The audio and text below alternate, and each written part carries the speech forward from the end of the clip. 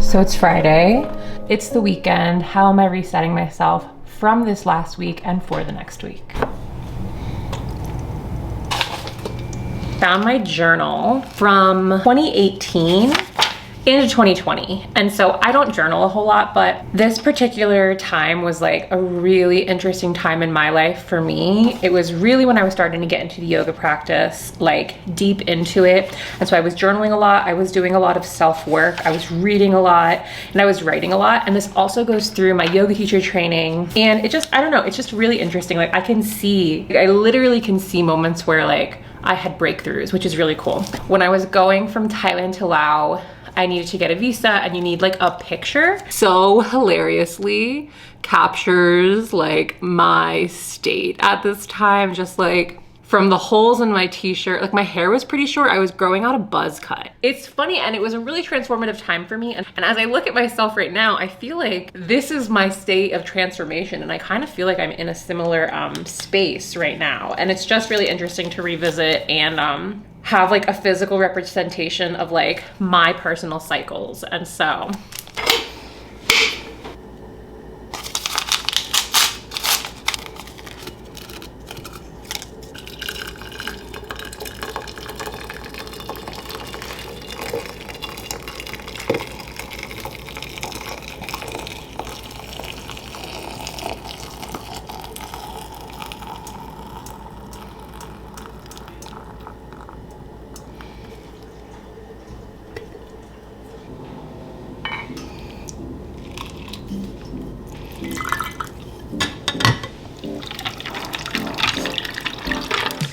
sometimes I think when people hear that I'm interested in having a softer life or a softer existence, they think I don't do anything.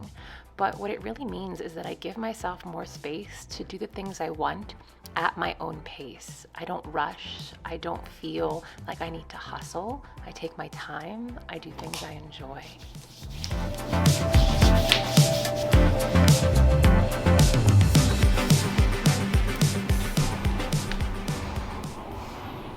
We got back from the bike parade a little while ago. We've just been relaxing. I showered, ready to do some just like softly nourishing tasks. Nourishing in the way that I'm caring for my future self. So I'm gonna be just like clearing my calendars. And after showers, I always try to take a few minutes and just like moisturize myself and self-massage and just like soft and tender with myself. And usually that'd be part of like my evening kind of ritual, but I just wanted to shower. I just really wanted a daytime shower. The library collection is my favorite. I love it. So I got a little one because that's all they had. And I got these little patty wax tea lights. So I'm gonna light some candles.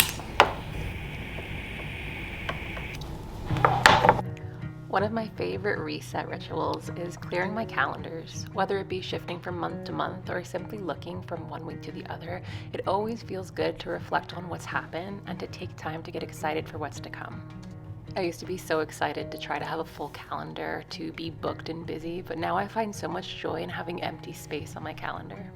So as I was planning, I actually got a terrible migraine, so I slept for quite some time, and then I got up just to do some yoga before going back to sleep. I had a big cry, and it was really a beautiful practice. And I think the first space I really learned how to be soft with myself was in my yoga asana practice, because there are so many ways to practice yoga. So often with physical practices, we focus on the production or the outcome, the performative parts of it. But as we dive more deeply into our physical practices, especially something like yoga, we begin to see the nuance. We begin to understand the power of softening within these physical practices. Because if we can start to be soft with our bodies, that softness will manifest into other facets of our life, bringing more self-compassion, more tenderness, and more ease into our everyday interactions with ourselves and with others.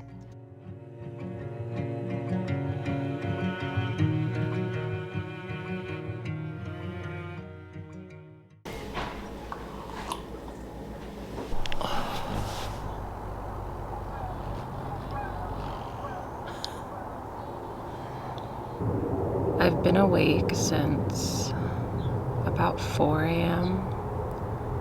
Sometimes I'm not such a good sleeper, but I only got out of bed around 6.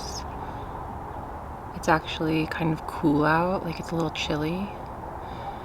And I'm really excited because I'm gonna make my first hot coffee in like 3 or 4 months. And so it's one of my most sacred rituals. And I feel like it's what kind of started the reframing of my routines to rituals. So I'm excited.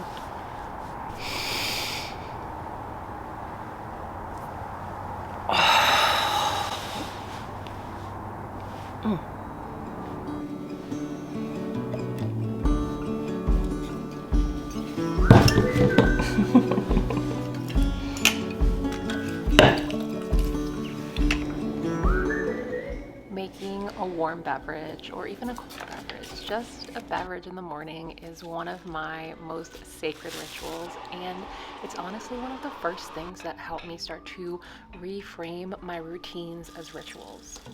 I didn't wake up and make my drink because I needed it. I woke up and made my drink because of the way the process made me feel and the way enjoying the beverage made me feel.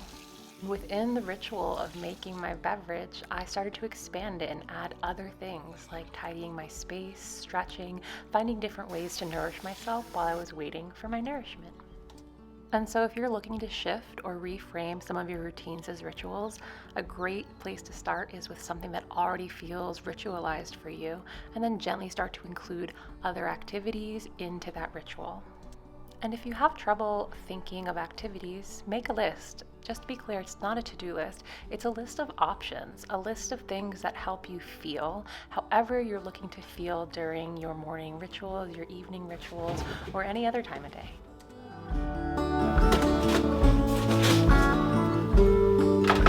So I need to do some editing today, but honestly, I don't really need to. I could do it tomorrow and just like have like super focused time, but I'd rather just like take my time and do a little bit of it today. If not, just like finish it today so that I could just like submit it tomorrow and not have to worry about it. Because I also have content due on Tuesday, and so this leaves tomorrow so I can edit my Tuesday content. And I don't think this will take me too long. I'm only gonna work for maybe like 45 minutes, and then just whatever I get done, and whatever I don't, I can do tomorrow.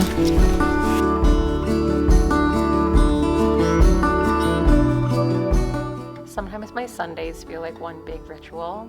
And while I do like being outside, I'm very grateful for my partner because I feel like I spend a lot more time outside with him around. And one of my favorite Sunday rituals is making a pot of beans or legumes.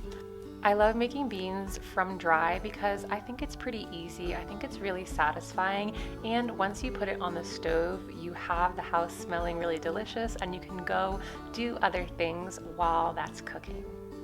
Don't rush your beans, respect the beans. And while my beans are going, I use them as a timer to tidy up. And once the beans are done, I am done tidying. I vacuum most days of the week just because we have a dog who sheds and we just have a little rug, but on Sundays I like to vacuum the whole house, and that's why I love my vacuum. Do a quick bathroom tidy and anything else I can kind of see, but when the beans are done, the beans are done. My partner planted our first garden this year, and so we were just trying to plant some fall things, radishes, beets, carrots, and I think some greens. And so we spent some time outside with our hands in the dirt, which was really nice. And then he went off to do sporty things, and I got some alone time. Sunday evening. On Sundays, I always have a very relaxed dinner. Having ramen tonight. I'm a person who often has gone to YouTube for inspiration on how in my head I thought to be like a better version of myself, or like a more whole version of myself, or a more productive version of myself. And I still like those videos, but I just find myself so much more interested in how people actually live, not them on their most productive, most inspirational moments, but just like, it's like with yoga, like what is the point of these practices if they are not practical? What is the purpose of doing these things if they exist almost in a vacuum? If one day a month or even just one day a week, we are like balls to the wall self-care, just deep cleaning the house, deep cleaning ourselves, deep cleaning our psyches, like doing all these things, like how sustainable is that, in my opinion? And so I recognize that what I do or what I've done may not be inspirational, and that's really okay with me because that's absolutely not my goal. I like creating content and I like sharing because I think there's so much power in seeing just like a real person doing their best. That is what I'm doing. I'm doing my best to care for myself. I'm doing my best to care for my home and love myself and not be fucking exhausted. Like, more than anything, I don't want to get to the end of my life and be like, God, I'm so freaking tired. I think there's so many paths to happiness, and I think some people are exhausted from really intensely pursuing their passions, and I admire that as well. At this moment in my life, at this phase, I am finding so much comfort in contentment and in ease, and that feels really sustainable to me, and I'm grateful for that.